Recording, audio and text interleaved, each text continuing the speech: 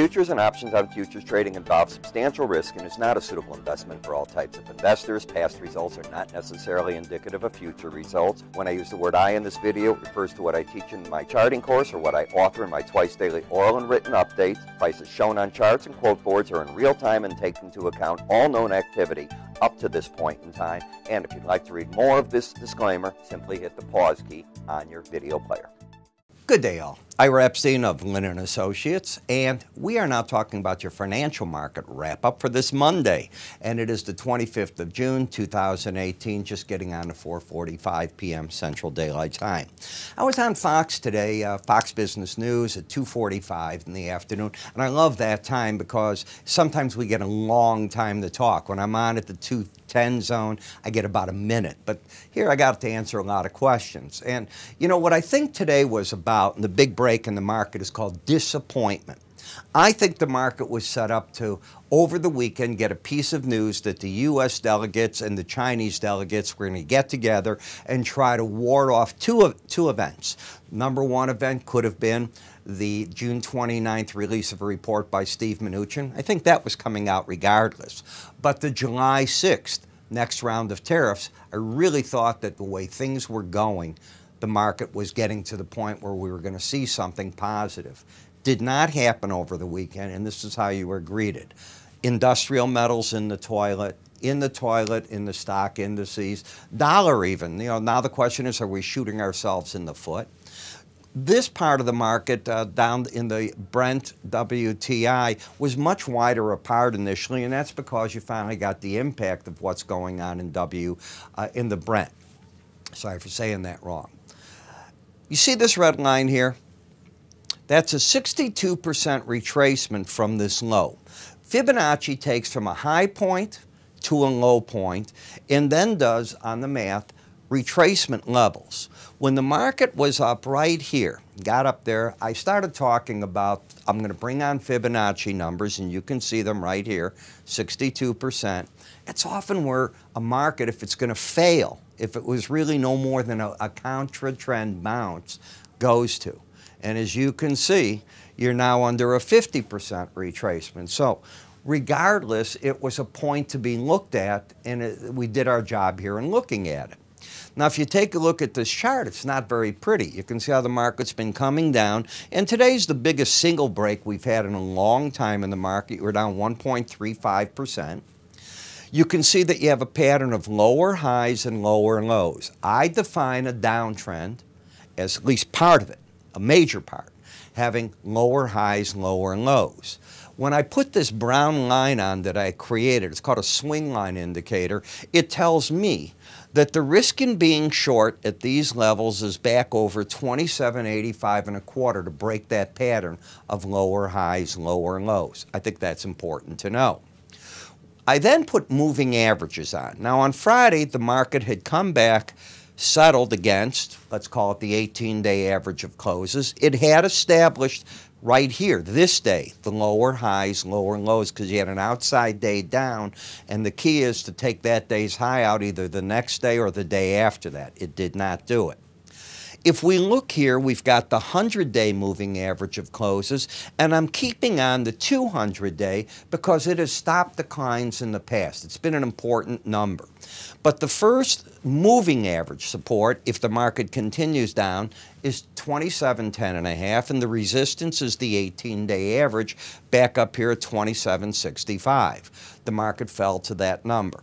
I always look to see where a study called Bollinger Bands comes in. Now, what Bollinger Bands are is an algorithm designed to keep the market trading within the bands 95% of the time. You can go to 96, 97, 100%. Why even have it on the chart? If it's 100%, it's never going to hit the band. Or it's never going to trade outside of it. You don't want that. So the traditional way to use it, which is what I like, developed by John Bollinger, is you will trade within the band 95% of the time. What I do is I look at that and say, okay, I've got the Bollinger Band above the 100-day average. First support would be 27.21.5, let's call it, to 27.10.5. The market slid through the first number and was able to get under the second, comes back, settled over the Bollinger Band. Why? 95% of the time, you're going to trade within the bands. Got it? When you take a look at what you did here with momentum, and that's called the slow stochastics, momentum is down and not oversold. You've got a downtrend. You have downside bias because you're under the 18-day average. You've hit two important downside targets. Doesn't mean you can't go lower. That's all it means. You're still in the downtrend. You've hit some targets. In the NASDAQ, if you come back to Friday, the market's sitting now with a higher high and a lower low, not in a trend. Momentum is turned down. As I so often tell you, momentum often leads price. Price doesn't lead momentum. The market stopped back here 3-4 days ago at the 18-day average for support, did the same thing right on Friday. The market let go today. First support would be the lower Bollinger Band, second the 100-day average, and you can see how the market did its job. It stopped at the Bollinger Band. There's nothing bullish on the chart, but the bias is down and momentum's down. When we go to the Dow, a little different here. Number one, I'm oversold. Number two, lower highs, lower lows. Bearish in the market. And I'm also noticing that the market closed where? It closed at 24,279, which is just under the lower Bollinger Band of 24,200. Let me see. Nope, I'm wrong on that. Closed above the lower Bollinger Band of 24,240. Just over it. My brain wasn't working right there. So it too held the support area, but it's oversold. Resistance back up at the combination of the 100-day average and the last swing line high. In the Russell, the market for the first time got underneath and closed under the 18-day average. Next target, if it continues down, in unison, lower Bollinger Band. Momentum pointing down, bias down. Resistance, by the way, back at the 18-day average of closes. In the VIX, I have been saying, and I still think it's happening, I think today traders were selling into the upper Bollinger Band. Now, they went home with a sizable loss. I certainly am not a recommender and do recommend selling puts, selling calls. It's not the way that if you get my market research, work. I'm basically a futures trader trying to catch the moves, not trying to write the premiums to catch them, but that's still doesn't matter to me. I have been seeing that if they're writing up here, they're trying to come back at the 18-day average. If they're writing here, they're trying to get out at the 18-day average, so on and so forth. We'll see if they did that. The market did stop at the 100-day average by the close. We'll see if it pulls back into it. And if it does it go to the 18-day average? In the bond market, whipsaws. Higher lows, higher highs, back and forth. I think the market got its bid today because we didn't see any movement over the weekend between China and the U.S. We saw a movement in the wrong direction. China lowered its reserve requirements for its banks by ½ point. That puts in about 108 billion equivalent U.S. dollars back into their system, and they said they are totally prepared for a tit for tat.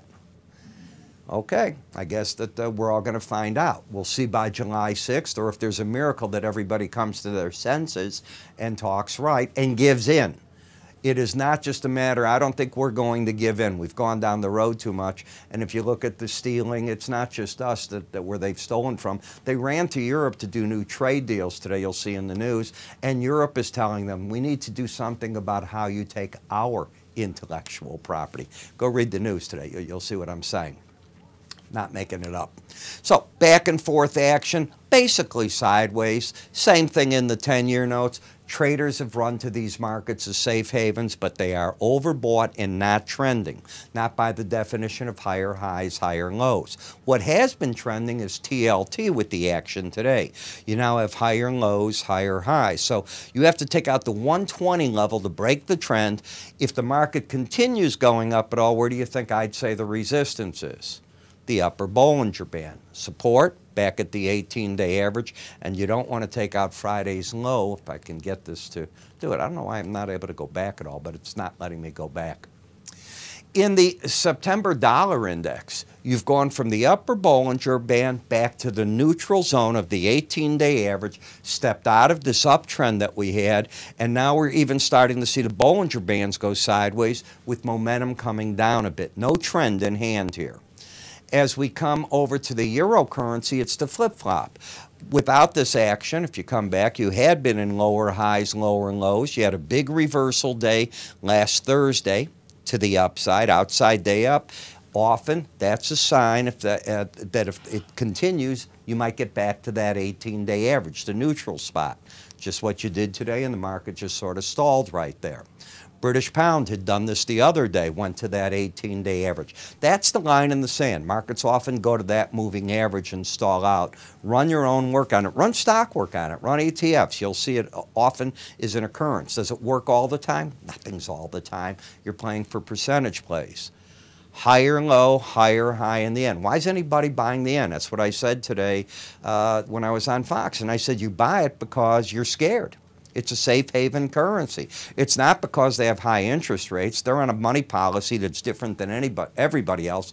They don't want to raise interest rates. It's not because the economy's doing great. It's doing fine, but it's also got problems with aging. There's many issues. Sideways action, people buying, they're fearful. Bitcoin. Lower highs, lower lows, oversold, hit its downside target on Friday, inside day today. I think you got to be watching this because any moves and closes under 6,000 might get another wave of selling. Other than that, you've hit the downside targets, and each time you've hit that Bollinger Band, you've bounced from it. When we come to the Brent versus the WTI crude, at one point today, this spread I was looking was under the $6 mark. So it's going from 10.66 all the way down here because they're going to produce more Brent. And we're probably going to end up, like it or not, having problems keeping up current production until we get those new pipelines up and going. We're going to run out of pipeline space probably by the fall. So a very big problem for the U.S. But I think the market's looking at that factor. As you can see, you've gone up a couple of times to the 18-day average, stalled out, and you've come up. You've got higher lows, lower highs. I don't like that type of trade for a position. When you look at what the market did, it got to the upper Bollinger Band, as you can see, and it closed right on it. That is the same thing as the upper Bollinger Band. But in the WTI, what has been the pattern? You've had, through Friday, higher lows, higher highs. You were over the upper Bollinger Band, and you're pulling back into it. Remember, you only stay out of that band about 5% of the time. Gasoline, lower low, higher high, out of the downtrend. Are we going to see that summertime demand come in and lift prices up? I know they tell you in the news how high your gasoline prices are, but the wholesale number to your distributors has actually been going down. And in the nat gas, we're in a downtrend. Lower highs, lower lows, resistance at 294 until you get back over 3.006. This market probably is going to see willing sellers at that number because the trend's down. Take that number out, the problem is you'll be over the upper Bollinger Band. You're only over that 5% of the time. I think temporarily the bears have control. And I use the word temporary because at this time of the year it's always a weather market. Too much heat or ideal conditions where you're not really needing to turn on that air conditioner. It goes both ways. We have 2 volumes of our guides to technical indicators put out by our good friends at Futures Magazine that's owned by Modern Trader. Now, by the way, if you're looking for your Futures Magazine, I heard from the editor today, it's coming. Okay, the June edition, it got stalled, but it's coming out now. As you can see, you can call us to get these 2 different pamphlets. We put them together as PDFs, actually. I had the originals from God knows how many decades ago, talked to the editors, got together with the company, and made them into PDFs with their permission. You're going to learn Gann. You're going to learn a lot about Fibonacci numbers that we talked right here about. You're going to learn the different types of charts, the oscillators. It's a good refresher or a great introduction. Give us a call. Go to our website to sign up for it. You can click up here at any time as well. I'm Ira Epstein. You have a good day, and I will talk to you all tomorrow.